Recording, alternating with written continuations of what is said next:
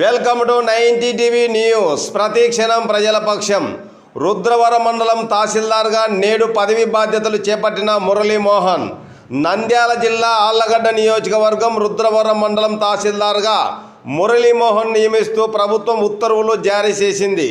చిత్తూరు జిల్లా కేంద్రంలో విధులు నిర్వహిస్తున్న తహసీల్దార్ను రుద్రవరం మండలం తహసీల్దార్గా ఉన్నతాధికారుల ఆదేశాల మేరకు నేడు పదవి బాధ్యతలు చేపట్టానని ఎంఆర్ఓ మురళీమోహన్ తెలిపారు.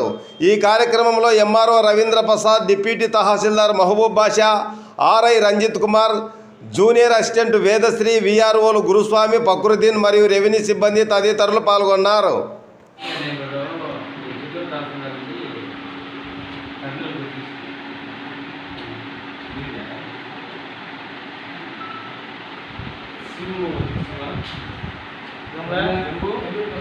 నా పేరు మురళీమోహన్. నేను చిత్తూరు తహసీల్దార్గా పనిచేస్తూ ఎలక్షన్ నిమిత్తము రుద్రవరం మండలానికి రావడం జరిగింది.